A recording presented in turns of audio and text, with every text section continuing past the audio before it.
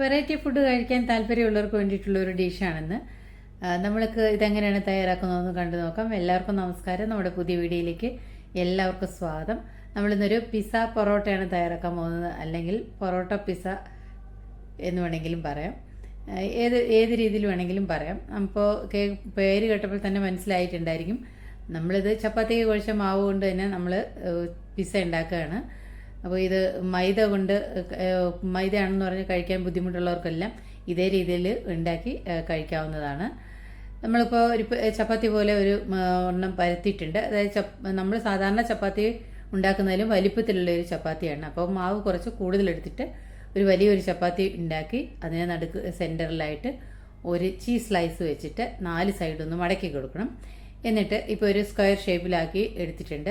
ഇനി നമുക്ക് ഒന്നുകൂടെ ഒന്ന് പരത്തി ഒരു വലിയ സ്ക്വയറാക്കി എടുക്കാം.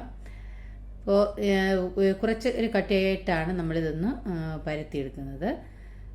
കുറച്ച് തിക്നെസ് വേണം. നമ്മൾ നേരത്തെ ഇതിന് മുമ്പ് ഇട്ടിരുന്ന വീഡിയോയിൽ ഞാനൊരു ഗീവ് അവേ പറഞ്ഞിരുന്നു.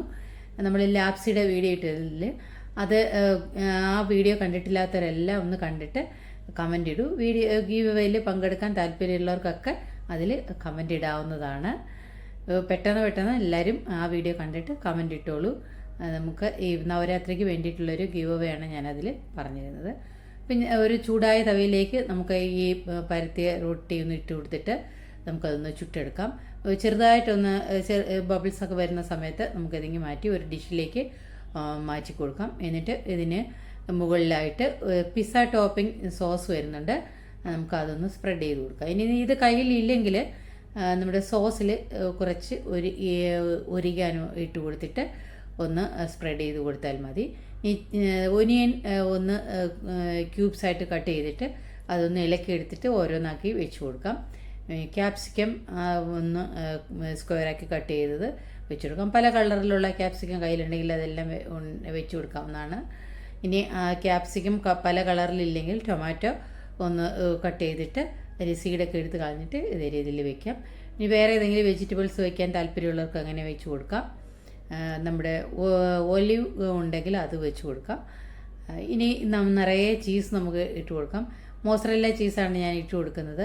മോസറല്ല ചീസിന് കയ്യിലില്ല എന്ന് പറഞ്ഞിട്ട് ആരും വിഷമിക്കേണ്ട. നമ്മുടെ സാധാരണ ചീസ് ഉണ്ടെങ്കിൽ അതൊന്ന് ഗ്രേറ്റ് ചെയ്തിട്ട് ഇട്ട് കൊടുത്താൽ മതി. ഇപ്പോൾ മോസറല്ല ചീസ് ഇതേ രീതിയിലുള്ളത് വാങ്ങാൻ കിട്ടുന്നതാണ്. എല്ലാ കടകളിലും കിട്ടും. മിൽക്ക് പ്രോഡക്റ്റ് വിൽക്കുന്ന കടകളിലൊക്കെ നമുക്ക് ചീസും വാങ്ങിക്കാൻ കിട്ടുന്നതാണ്. ഇനി ഒറിഗാനോയും ചില്ലി ഫ്ലെക്സും ഞാൻ ഇട്ട് കൊടുത്തിട്ടുണ്ട്.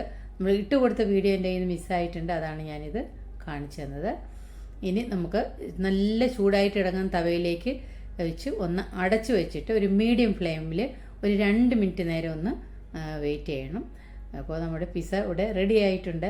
അതൊന്ന് തുറന്ന് നോക്കുമ്പോൾ നല്ല മെൽറ്റായി, ചീസൊക്കെ മെൽറ്റായി നൂല് പോലെ വരുന്നുണ്ട്. ഇത് കാണുന്നതാണ് കുട്ടികൾക്ക് ഭയങ്കര ഇഷ്ടമുള്ളത്. കഴിക്കാൻ അവർക്ക് അതുകൊണ്ട് അത്രയും താല്പര്യവുമാണിത്.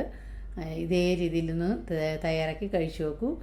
ഞാൻ ബാക്കിയുള്ളതും ഇതേ രീതിയിൽ തയ്യാറാക്കിയിട്ടുണ്ട്.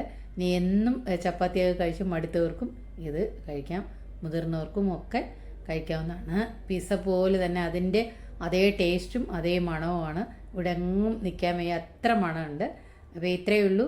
നമ്മുടെ ചാനൽ ഇതുവരെയും സബ്സ്ക്രൈബ് ചെയ്യാതെ കാണുന്നവരെല്ലാം ഒന്ന് സബ്സ്ക്രൈബ് ചെയ്ത് സപ്പോർട്ട് ചെയ്യാനും കൂട്ടുകാർക്കെല്ലാം ഒന്ന് ഷെയർ ചെയ്ത് കൊടുക്കാനും ലൈക്ക് ചെയ്യാനും മറക്കരുത്.